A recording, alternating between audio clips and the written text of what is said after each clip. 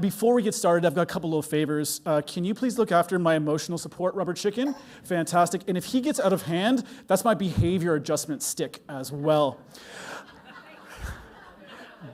Before I get going, I believe that unfortunately something has been overlooked this conference, and I want to address it. I want to acknowledge all of you amazing individuals for what it's taken to reach this point in the conference and your journey. So before anything else, please give yourselves a round of applause. All right, I'm sorry about that.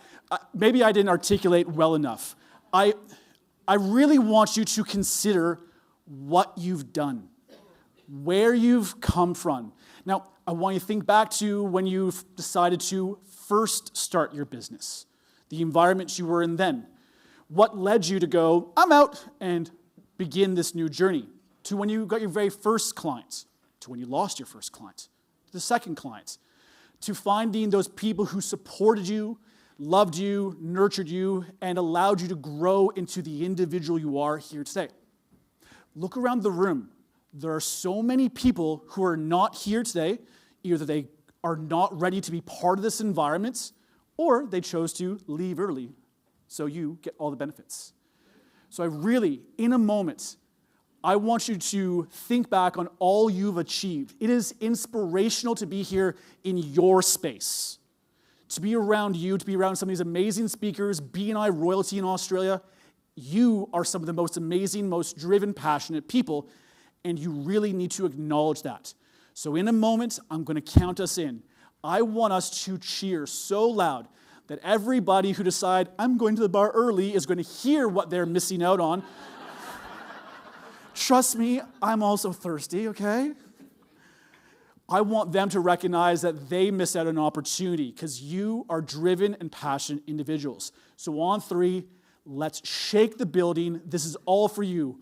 1, 2, 3.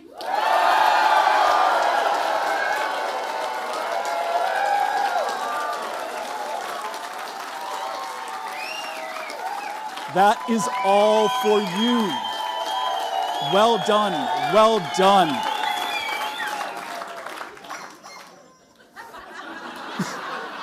I knew I gave the chicken to the right person.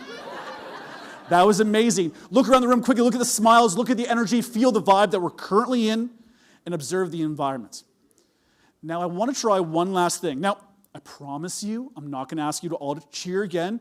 I know some of us, Robert, are getting close to the end of things. But I need a little bit of a volunteer. I need a volunteer to help me with this. Where is Mr. Breakfast Television, Blake from Zimple Digital? Where's Blake at? Blake, are you in the room right now? Blake, all right, Blake, can you stand up for a second? In a moment, we're going to try this again. Now, what I need from you as the Chief Visionary Officer, fancy title, mister, I need you to really celebrate. I mean, jumping on Oprah's couch level of crazy and energetic to recognize all you've gone through, all right? But for everybody else, do not react.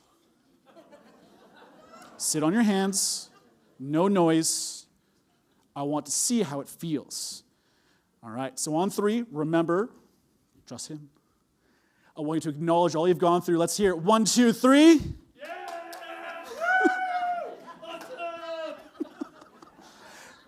A little bit awkward, right? Please, let's give it up for Blake for embarrassing himself.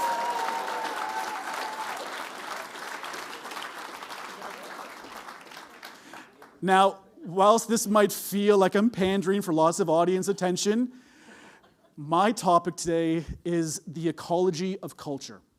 And what better way to educate you amazing individuals on what culture is and how culture feels than by showing you the differences. Now, the first couple of rounds, we felt how engaged, how passionate, how safe and seen we felt by being in a united group. And then we felt like the second time. Now, we might think that maybe Blake needs to change to fit in, if that was a true representation. But as ethical leaders, it's important for us to recognize. And if you take away nothing else, I hope you take away this and you can impart this on your little humans at home as well. not every environment is suitable for the needs of every individual. Again, not every environment is suitable for the needs, growth, and development of an individual. If that last little time was a true representation, and we forced Blake to change who he was, we'd be planting him in a pot too small that would stunt his growth. He'd underdevelop, he'd underdeliver, and ethically, it's not right. So it's okay for us to recognize that not every environment is suitable for every person, and environments change as well. Now, before we go any further, I would like to address the moose on the roof. Sorry, that's a colloquial term. Rather than elephant in the room, moose on the roof, it's what we say. I'm from Northern Ontario in Canada, so I'm going to say a few things a little bit funny. I'm probably going to say sorry about 40 times today, so if anyone's counting, good luck. It's just an inherent flaw, so sorry about that in advance. What is culture? Any guesses? Who can throw out an idea? What do you believe culture is? The vibe. I love that. I'm done. I can go home now. No? What else? The way we do things around here? Standards, the values. Yes. The collective mindset. Who said that one? I heard. There. What was that? Sorry. Environment for growth. I love it. Now, if we've all been paying attention, well done. Over the past couple days, anytime someone's been speaking about culture, they've been using, the elements, environments, because there's actually a science behind culture, which is the ecology of culture. Now, culture is the foundation of all we do. It's what supports our roots. It is the slab we build our empires on. With a weak culture, with a weak slab, whatever we build and whatever grows cannot last. So culture underpins everything we do, and it's made up of a variety of different aspects. Now, I first started to explore the ecology of culture at a very young age. I was fortunate enough to be part of a world where I was able to play outdoors a lot, studying the outdoors. I went to university to learn about the science of outdoors, and I realized that the way the natural world, forests, or gardens, the way that they operate, the foundational rules behind that is very similar to how cultures are formed. What allows a healthy environment to grow and flourish is the same factors that will support you as an individual, in your group of friends, family, and business. So culture is more than just business, it's everything we do, and cultures change. Now, we mentioned earlier that I went to summer camps. Now, there's a very important lesson, a little case study we can take away. This is the camp that I grew up going to, and eventually ran for many years as well. If you've never been to summer camp, it doesn't sound like anyone has, you may have seen them in movies. They are real, all right? How it works is in North America in particular, we have 9 to 10 weeks of summer holidays. In Canada, we have one public holiday. The rest of the time, you have all of your little people who need to be entertained. So summer camps are a thing. Summer camps, parents decide, I'm going to ship off my little humans for 1, 2, 3, or 4 weeks at a time. Now, the first week of camp starts on a Sunday. 7 days before that, we have staff training week, where the majority of these individuals turn up 7 days beforehand. Now, this camp here, the one that I ran for many years, we had rock climbing, paintball, archery, swimming, kayaking. So I know a lot of you are probably thinking, especially, Mr. Brown over there, all the safety aspects. You got to make sure that we can keep these little people alive, because I'm sure most parents want them back at the end of their stay, which is fair. I wanted them to go at the end of their stay. But the reality is, we had a principle, 3 days or bust. The first 3 days of training was all about culture. We needed to ensure that these young adults who were responsible for the lives of other little people could truly embody the culture. Because if they truly felt at home, they realized the value, the safety, and connection of the culture, they would carry the business. Now, an important factor of this, summer camps, the majority of them operate for 10 weeks. And the rest of the year, the property sits vacant. No money coming through.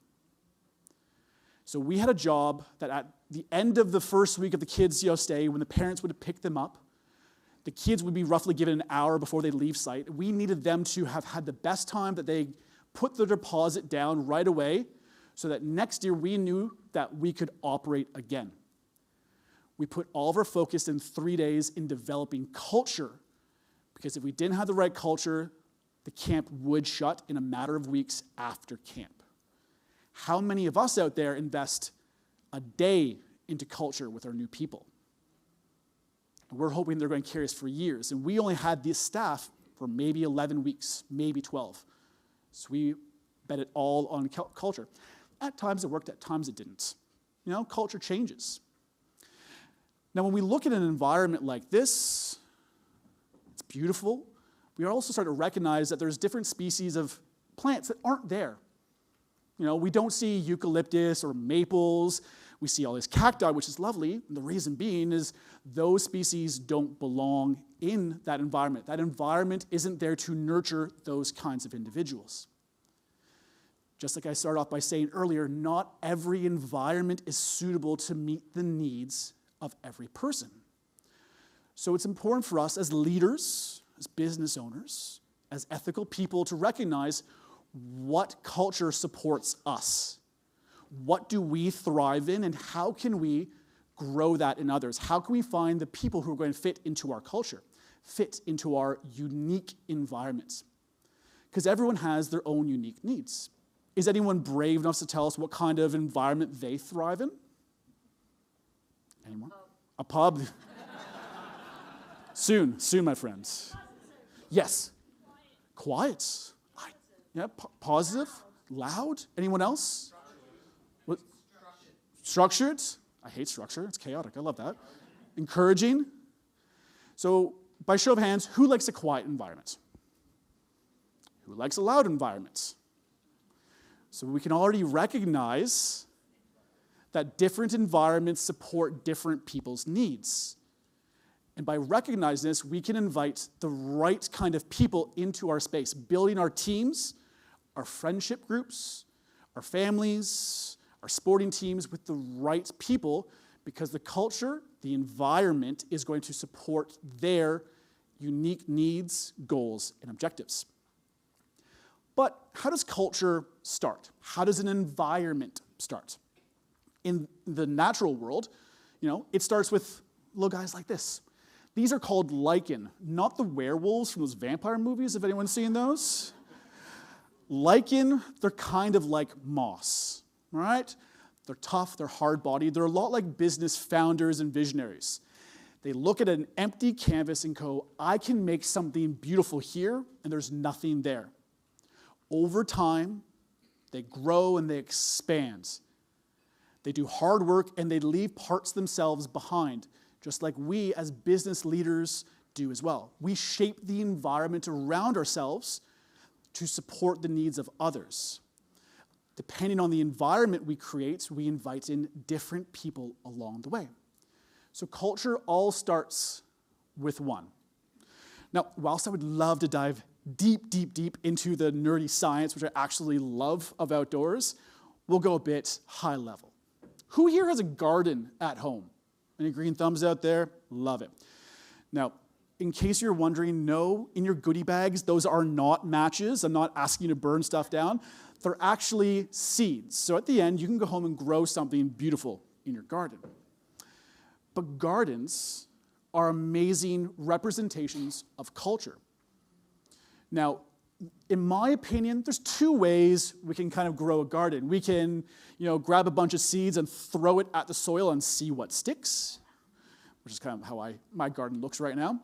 Or we can read the instructions on the plants. They'll tell us how big they're going to get, what kind of environment they need. So we can strategically plant them in the right location, not for today, but for tomorrow.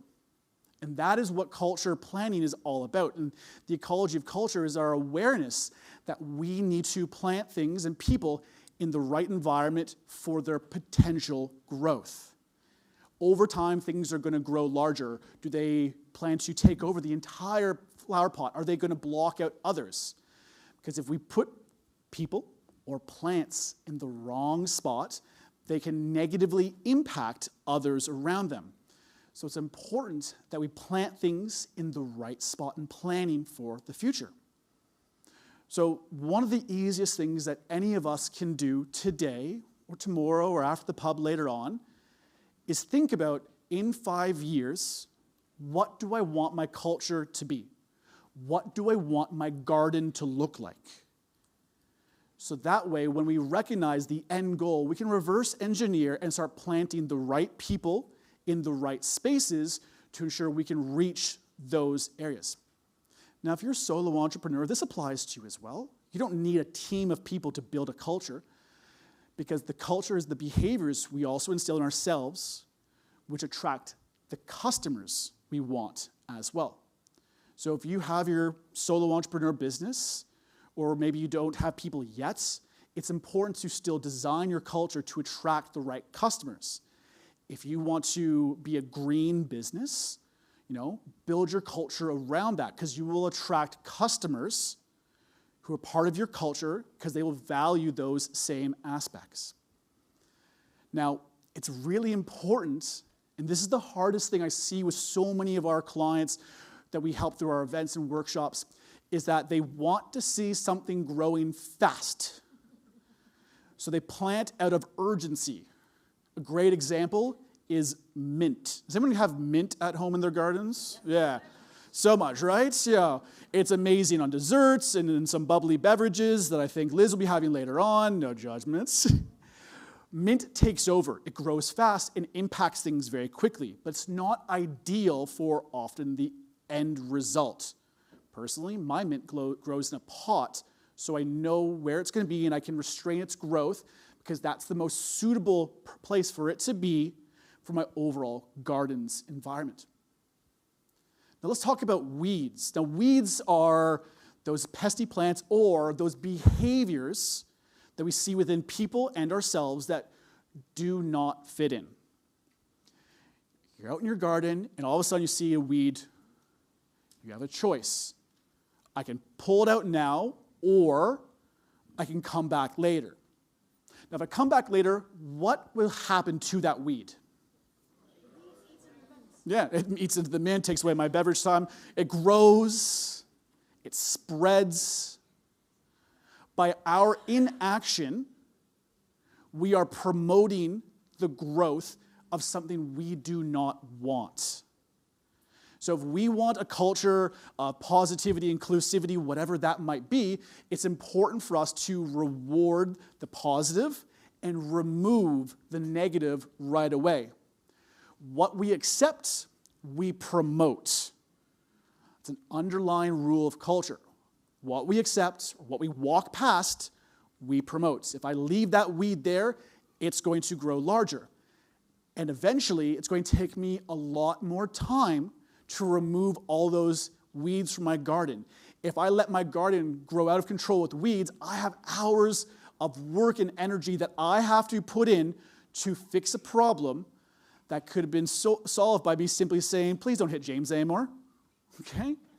If we react quickly, we can shape our culture in the direction we want.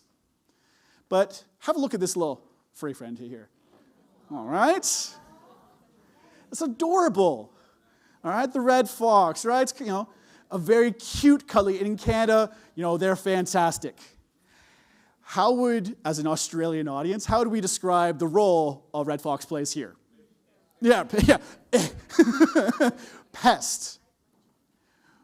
We reacted too quickly and we put something in a place that did not belong, so now we're dealing with a ramification. So it's important that when we make plans, we're considering the future. How are we going to react in 5 years' time? What kind of people are in our space? The red foxes, cute as they are, don't belong here. But there's nothing wrong with the red fox. They're just not suitable to this environment. And this is another thing that I hope you can pass along. I wish I learned at a younger age, and you can share with your little people. It's okay to not belong in a certain environment because it's not going to sustain your growth over time. Now, a healthy culture is like a healthy ecosystem. It's made up of a variety of different species. If all we have are the exact same plants, we do not have diversity. If all I grow are tomatoes, I'm only ever going to grow tomatoes. I'm not going to have anything else. A diverse ecosystem is healthy. People of a variety of different skills and needs support one another. Fun fact, I don't like numbers, so I have people around me that help me with my numbers. So part of my team, part of my network are people who are smart in those ways. I brought them in to strengthen me. If I built my business full of people like myself, that's a scary thought, but the reality is I need people who are better in other areas and they need me in better areas. So as we build our teams and build our cultures, we are looking for individuals who support our weak areas but are all driven by the same environment and ecosystem. So it's really important to know what we want and what our future culture will be to ensure that when we're interviewing people, we can ensure that they align with our growth over time and that we can nurture their growth over time. If you knew where your team members wanted to be in 5 years, you can help nurture them in that path that could be with you, or maybe you're going to make them one of the best sales speakers possible, and they're going to leave you in a few years' time and leave you with a resignation. Sad story. However, we can nurture their growth and development, and they're going to leave a positive impact on the culture, and people are going to recognize that this is a supportive environment. Now, one little misconception I personally believe is that there is no right or wrong culture. There's a culture that either fits you and fits your needs or doesn't. And as ethical leaders, we are responsible to ensure that we invite the people who are going to be supported by those environments. Now let's talk about those people who've been around for a very long time. Look at the old growth forests. We have these strong, stoic individuals. They've been with us from day one. Now, if we look at this, not much sunlight reaches the forest floor. Everything below is being slowly stunted because they're blocking all the sunlight. Whilst it's amazing to have these strong, stoic trees, there are some impacts. They don't handle change very well.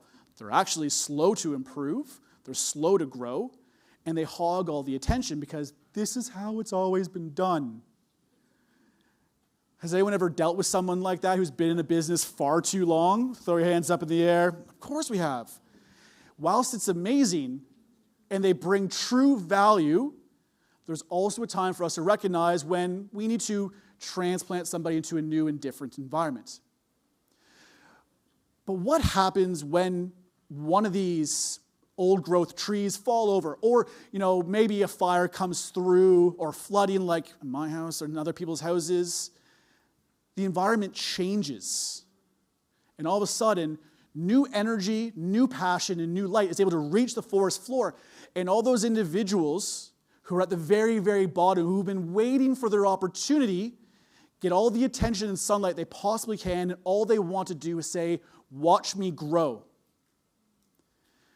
So whilst that old growth tree is no longer there, it's left its impact. And now it's given the opportunity, because it's taught those below it, the possibilities. Just like in your teams, if you lose someone who's been there forever, it is a sad moment. However, we can see it in the natural world. We will bounce back if we have a culture that revolves around support and development. We have the right core values in place. Because all those individuals who've been striving to show you what they can do, they are the very best, and they're going to thrive in a new environment. Because cultures are ever changing. We change by what's going on around the world. We saw a major cultural shift during COVID. Cultures are not consistently always the same thing. They will evolve. They change based on what we put into the culture. So it's important for us to plan. We need to ensure that we are nourishing our environment and nourishing our cultures within our people. We need to recognize what we want in our environment. So tell me, if you had an environment or a culture that was all about, transparency, what are some behaviors that we would like to see in a culture of transparency? Shout it out. Let me hear it. Communication. Admitting mistakes. No blame. Honesty. Transparency. I know who you are. Sorry, what was that? Recognition. Responsibility, yep. We also want them to feel safe and secure. Those are the behaviors we'd reward. On the flip side, what are some behaviors that we'd want to weed out as soon as possible? Lying. Secrecy. Gossip. Laziness, non-performance. Exactly. All these are amazing things. We don't want people playing, we want them to feel safe. If we see these behaviors once, and if we ignore it, what are we doing? Exactly. We're promoting it, we're accepting it, we're allowing it. Our inaction is saying, that's not important for me to deal with today. By me saying that, the rest of the team kind of goes, well, if that's okay, I wonder what else is okay. We need to remove the weeds, remove the toxicity. But again, with saying that, it just means they don't belong in that environment. It could mean a different team's more supportive to them, or maybe they've outgrown the space that they're in. Who here has ever planted something that's outgrown its pot? Has anyone ever done that at home before? Yeah. Plants grow, people change. If we want to continuously allowing those plants and people to grow, we need to give them the environment and the nourishment that they require. If I leave those plants, those small pots, they're never going to grow more than that. I'm going to stunt their growth. If I was to ask Blake to change who he was to fit into that second round, he would not develop. He'd close in on himself. He would deliver less. And if I wasn't a good leader, I'd blame him for all that. But I put him in that environment. So as leaders, it's very important for us to recognize the needs of others so that we can develop the strongest, happiest, healthiest individuals. Because happy cultures promote happy people, healthy people. Now, for those of you who might not, and I respect it, care about the woo-woo so much and want some of the hard numbers, the average cost or loss of revenue to a business to replace one person is between $60,000 and $80,000. It's one person. If you lose one person a year, on average, that is how much money the business can be losing. So by building a positive and supportive culture, it is good for the bottom line. We can focus on the needs of others, we can plan for the future, and we can grow into a happy environment. But we need to know our people. So how can we know our people to know their needs? Ask them. Yeah, that's a simple thing. Getting to know our people. We heard a story the other day about how people knew about one of their team members' spouses, I believe, or different hobbies. Actually, this morning we heard, Mark was talking about the scroll, how the CEO knew this person's interests and their side things. By knowing what they're studying, knowing more about them, we can actually empower them more. They're going to get nutrients by our care and support. They're going to grow and develop as a person and as a professional as well. By us giving our people what they need for their own personal developments, they're going to grow larger. If we go back to the garden, if I'm growing plants to nourish me, I hope they're going to fruit and then give me the food I need. So if I'm growing a happy and healthy garden, I'm going to get the vegetables and the fruits that I need to nourish me so that I have the energy to put that back into the garden. For all those tired business owners out there who are spending hours putting out fires with their people, imagine if we switch that around to us tending to our gardens. We're dealing with the fruits of our labor. we are being nourished by that. We have the energy to put that back into our people so they grow bigger, happier, and healthier. And next thing you know, you've got a side hobby of selling fruits and vegetables because your wife doesn't trim it enough, and now you've got a second job on the weekend getting rid of all the fruits and vegetables. Can you tell what I do on the weekends? So it's important to recognize that when we give in, we will get back. It's that whole, what's that word, giver's gain, I think? It applies to our culture as well. Now, I've got a few moments left. Some people would believe that there's no formula for understanding culture. I say they're wrong. And I want to share with you my formula on how we can actually shape culture. It's a simple formula. Culture is positive or negative action over time repeated. That's all culture is. If I allow negative actions to take place over time, they will repeat themselves, and that will be my culture. If I reward and support positive behaviors and remove all the negativity over time through those actions, my culture will be that outcome. Culture, it's not rocket surgery.